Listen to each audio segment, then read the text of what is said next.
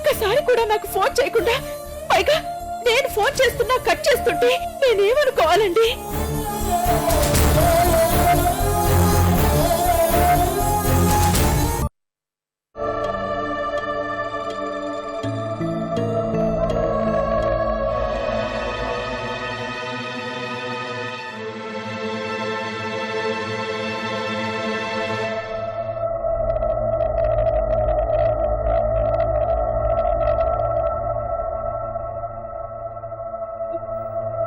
మీరు మా వారి ఫ్రెండ్ కదూ?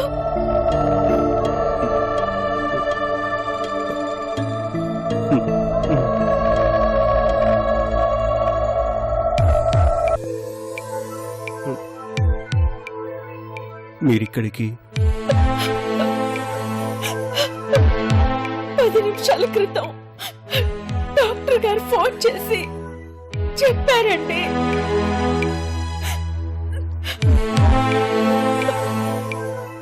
నేను చెప్పకూడదు అనుకున్నా, ఈమెకి తెలిసిపోయింది. ఇప్పుడు ఈమెని ఎలా ఓదార్చడం?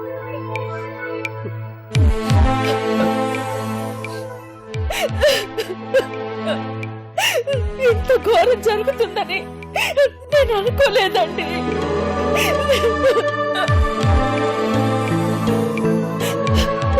మేమిద్దరం ఒకళ్ళకొకళ్ళం అన్నట్టుగా ఉండేవాళ్ళం. మా బంధం ఇలా తెగిపోతుందని నేను ఊహించలేదండి.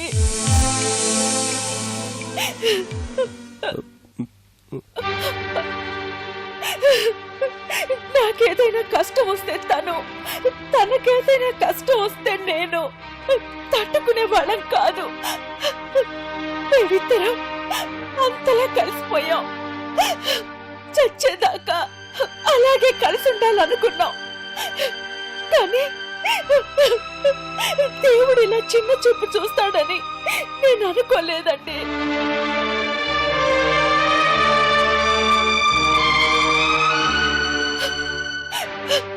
నా అనుకునే వాళ్ళని ఇలా ఒంటరి వాళ్ళని చేసి వెళ్ళిపోవడానికి అసలు వాళ్ళకి మనసు ఎలా ఒప్పుతుందండి?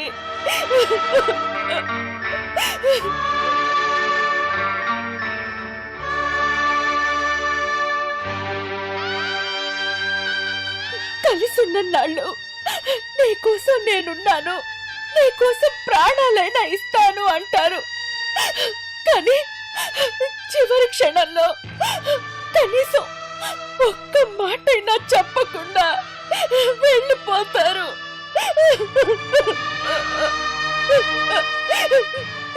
ఇదేమి న్యాయం అండి? కళ్యాణికి వంశీ గురించి తెలిసిపోయింది కాబట్టి ఓదార్చడం తప్ప ఇప్పుడు నేనేం చేయలేదు.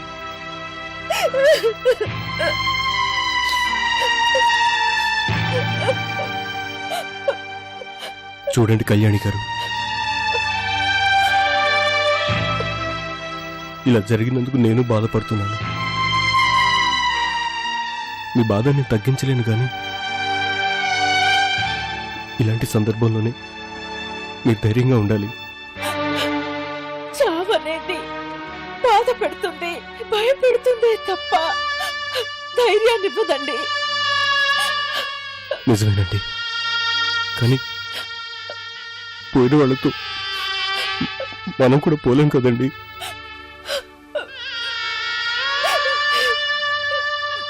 బాధ ఉంటుంది, మర్చిపోవడానికి ప్రయత్నించడం తప్ప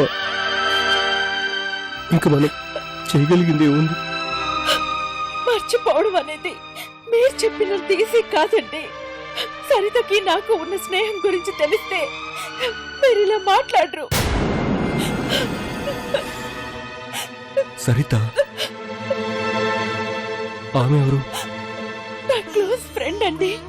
10 రోజుల క్రితమే ఫారెన్ నుంచి వచ్చింది. నేను వంశీ పెళ్లి చేసుకున్నామని తెలిసి నాకు పెద్ద పార్టీ కూడా ఇస్తానని చెప్పింది. కానీ ఎప్పుడు ఇలా చూస్తాననుకోలేదు. కళ్యాణి వంశీ కోసం రాలేదన్నమాట.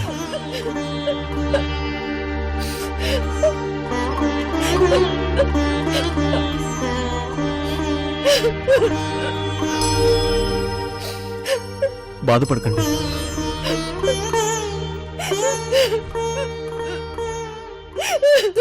ఈ ప్రపంచంలో ఎవరూ శాశ్వతం కాదండి. మనిషి బంధాల్ని పెంచుకుంటాడు, అనుబంధాల్ని కోరుకుంటూ అవే శాశ్వతంని ఆశతో బతికేస్తాడు. కానీ మృత్యువు ఆ బంధాల్ని తెంచేసి మనిషి ఆశల్ని నిరాశలుగా మార్చేస్తుంది. చివరికి మనల్ని ఒంటరి వాళ్ళని చేసి విక్కిరిస్తుంది. అది భార్యాభర్తల సంబంధమైన లేదండి, మీరు చెప్పింది వేరే ఎవరి విషయంలోనైనా నిజమే అవ్వచ్చు. కానీ నాకు వంశీకి ఉన్న బంధాన్ని ఏది విడదీయలేదండి.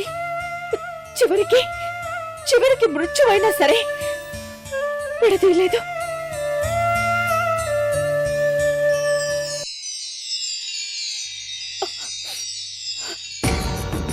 అవును, మీరిక్కడ నా ఫ్రెండ్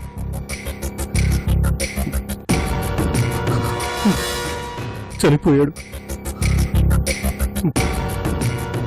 అందుకే వచ్చాను. అయ్యో, మరి మీ ఫ్రెండ్ వంశీ కూడా ఫ్రెండేనా? వంశీ కూడా క్లోజ్ ఫ్రెండ్ అండి.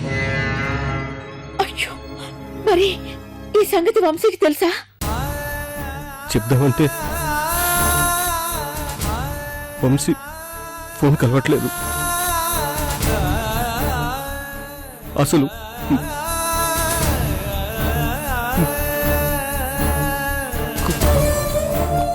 కాంటాక్ట్లోనే లేకుండా పోయాడు. అవునండి, నేను కూడా చాలా సార్లు ట్రై చేశాను, స్విచ్ ఆఫ్ అని వస్తోంది. వంశీ గనక ఈ విషయం తెలుసుంటే నా ఫ్రెండ్ని మీ ఫ్రెండ్ని చూడటానికి ఖచ్చితంగా ఇక్కడికి వచ్చి ఉండేవాడు.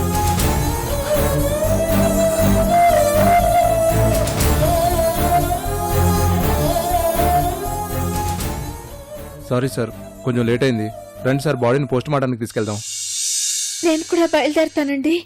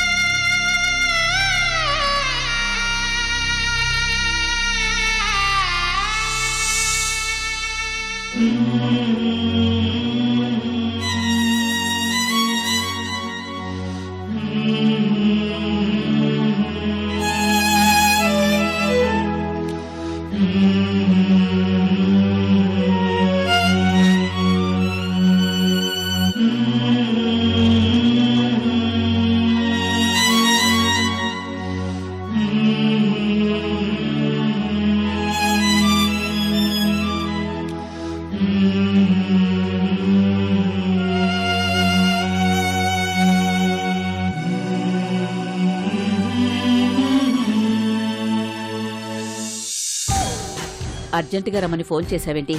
ఏదైనా తేడా జరిగిందా? చచ్చ ఒకసారి పని ఒప్పుకున్న తర్వాత మధ్యలో డ్రాప్ అవటం, తేడా జరగటం ఇంతవరకు నా కెరీర్లో లేదమ్మా. మీరు చెప్పిన వంశీని లేపేశా. ఏంటి రేపేశావా? నేను చెప్పిందేంటి, నువ్వు చేసిందేంటి? ఆ, అదేం లేదమ్మా, ఏదో అలవాట్లో పొరపాటున ఆ డైలాగ్ వచ్చేసింది. లేపేశాను అంటే వాడు మీకు అడ్డు లేకుండా చేశాను అని అర్థం. మీరు టెన్షన్ పడకండి. నిజం చెప్పు, ఏం చేశావు? నిజామ్మ గారు, వాడిని నేనేం చేయలేదు, మీ మీద ఒట్టు.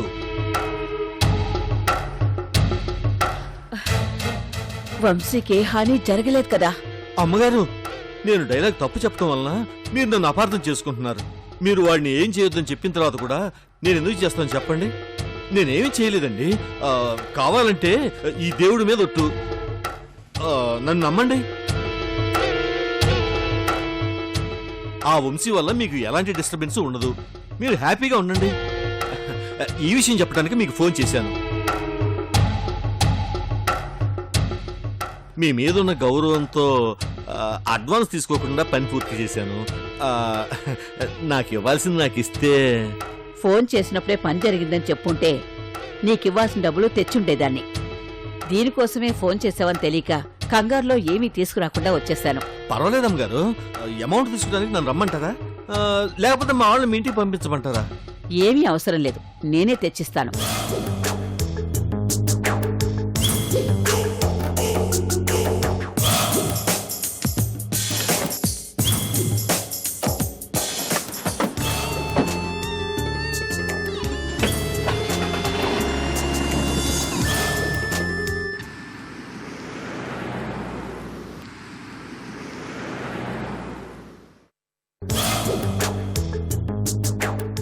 ఫోన్లోనే పని అయిపోయిందన్న మొక్క చెప్పేసుంటే చేతిలో కరెన్సీ కట్టుండేది.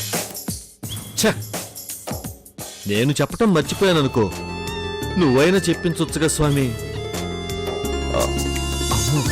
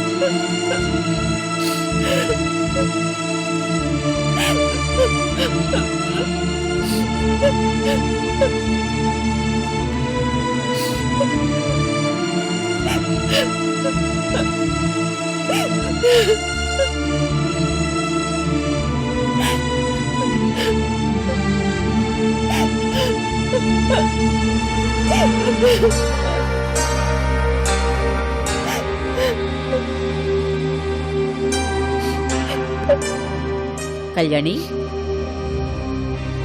ఏమైందమ్మా? ఎందుకు ఏడుస్తున్నా?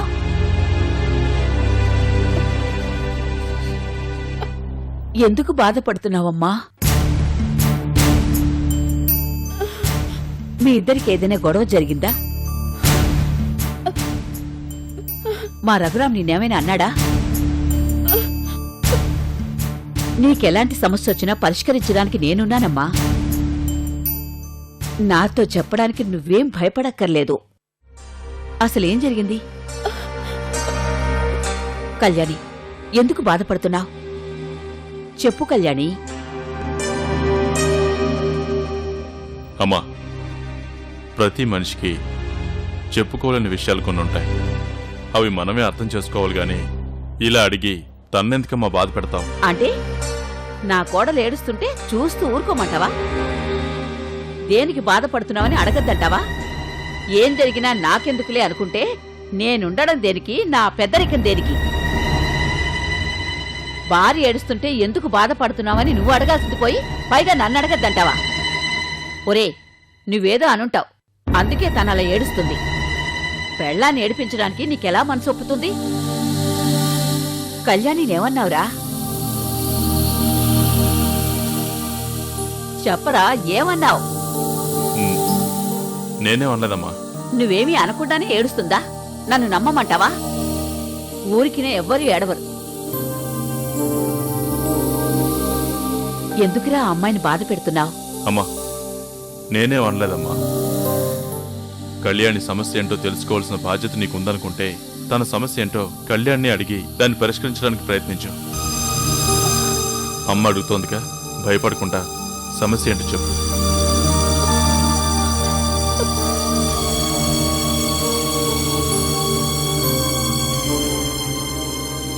చెప్పదని నాకు తెలుసు.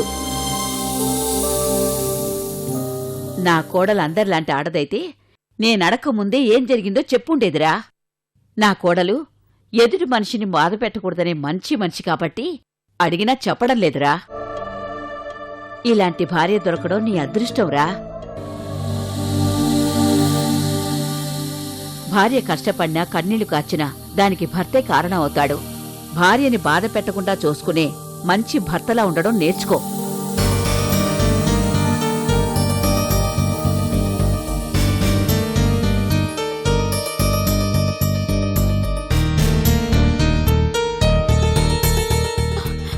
రఘురామ్ గారు ఎన్నిసార్లు ఫోన్ చేసినా వంశీ ఫోన్ తీయడం లేదండి. మీరు ఫోన్ చేసినా ఫోన్ తీయడం లేదంటే నాకెందుకో చాలా భయంగా ఉందండి. టెన్షన్ పడకండి. వంశీ ఎక్కడో ఫోన్ మాట్లాడలేని పరిస్థితిలో ఉండుంటాడు, లేకపోతే తన ఫోన్ ఎక్కడో మిస్ చేసుకుని ఉండుంటాడు. మీరేం కంగారు పడకండి, వంశీ వచ్చేస్తాడు.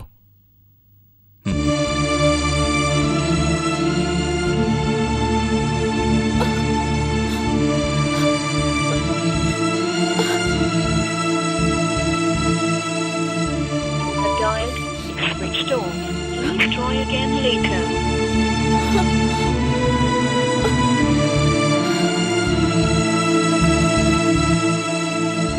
The dial is switched off. Please try again later.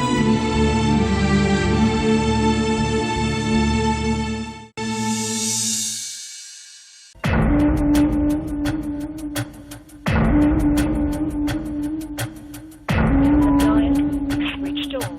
Please try again later.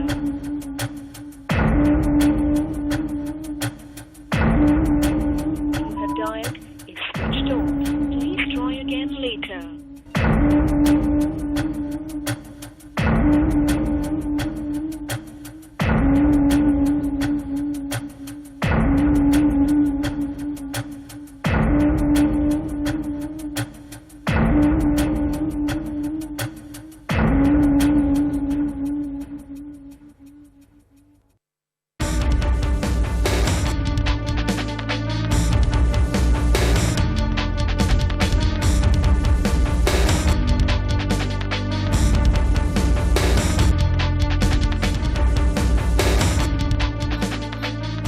Raghuram గారు, రఘురామ్ గారు, కళ్యాణి గారు, ఏమైంది? రఘురామ్ గారు, వంశీ ఎక్కడున్నాడో తెలియడం లేదండి. నేను ఎన్నిసార్లు ఫోన్ చేసినా ఆన్సర్ చేయడం లేదు. అసలు కమ్యూనికేషన్ లేదండి. నాకెందుకో చాలా కంగారుగా ఉందండి. ఒకవేళ మీరు అన్నట్టు నిజంగానే వంశీ సెల్ కనుక పోయి ఉంటే ఏదైనా పబ్లిక్ టెలిఫోన్ బూత్ నుంచైనా నాకు ఫోన్ చేసి నాతో మాట్లాడేవాడు కదా.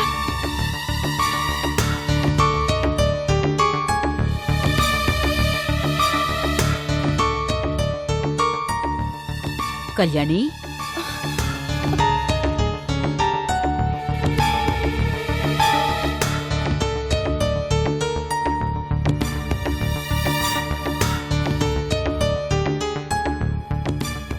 ఏంట్రా, ఏం జరిగింది?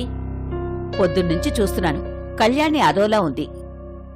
ఏం జరిగిందని అడిగితే తను చెప్పడం లేదు, నిన్నడిగితే నువ్వు చెప్పవు. ఏదో దాస్తున్నారని మాత్రం నాకు అర్థమైంది. ఏం జరిగిందో చెప్పండి. మాట్లాడవేరా? బయటికెళ్ళిన వంశీ ఇంకా తిరిగి రాలేదు. ఓహో, భగవాన్ వర్కౌట్ చేశాడన్నమాట. ఫోన్ చేయలేదు. మేం ఫోన్ చేస్తే లిఫ్ట్ చేయట్లేదు. మేమిద్దరం వంశీ గురించి టెన్షన్ పడుతున్నాం. కారణం చెప్పాను కదమ్మా, దయచేసి మమ్మల్ని ఇద్దరిని వదిలే. మనకి సంబంధం లేని ఒక పరాయి మనిషి గురించి ఇంత కంగారు ఎందుకు పడుతున్నారో నాకైతే అర్థం కావట్లేదు.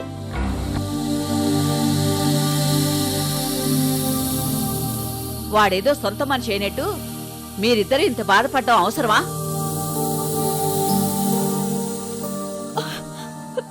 చూసారా, చూసారా మీ అమ్మగారు ఎలా మాట్లాడుతున్నారా? నా భర్త నాకు పరాయి వాడంట. నా భర్త వంశీ అని చెప్పుకోలేక ఆవిడ నా భర్తను తిడుతున్నా కూడా భరించాల్సిన పరిస్థితి నాకెందుకండి? నా భర్త కనపడటం లేదు అని నేను టెన్షన్ పడుతుంటే ఫోన్ పోయింటుంది, వచ్చేస్తానులే అని సర్ది చెప్తున్నారు తప్ప అసలు వంశీ ఎక్కడున్నాడు, ఏమైపోయాడో తెలుసుకునే ప్రయత్నం చేశారా మీరు? నా భర్త కాబట్టి మీరు ఇలా పట్టనట్టున్నారు. అదే మీ అమ్మగారు మీ సొంత మనిషో కనపడకుండా పోయింటే మీరు ఇలాగే పట్టనట్టుండేవాళ్ళ. మీకు వంశీ అవసరం లేకపోవచ్చండి, కానీ నాకు నా భర్త కావాలి. నేనే వెళ్ళి నా భర్తను వెతుక్కుంటాను. ఆగండి, ఏమండి ఏమండి?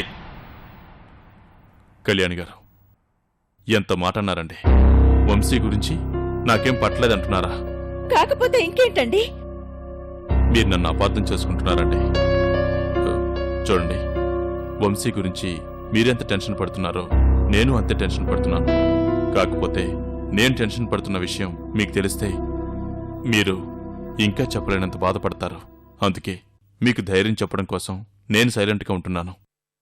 అవును కళ్యాణి గారు, మీరు చేసిన సహాయాన్ని మర్చిపోయేంత మనసు లేనివాణ్ణి, స్వార్థపరుణ్ణి కాదు నేను. వంశీ ఎక్కడున్నా నేను వెతికి తీసుకొస్తాను. మీరు ధైర్యంగా ఉండండి.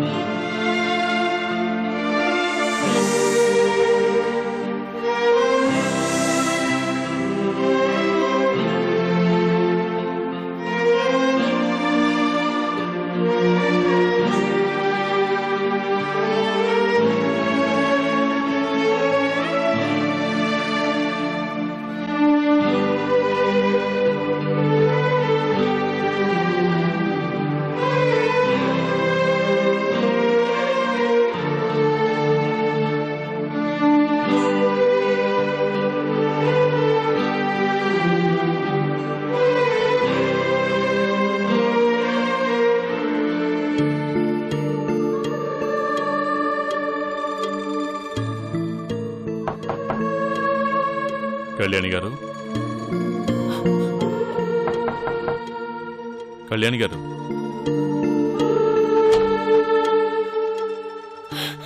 రఘురామ్ గారు, వంశీ వచ్చాడా? రాత్రంతా ఎక్కడున్నాడంట? కిందన్నాడా? ఆగండి. వంశీ రాలేదా?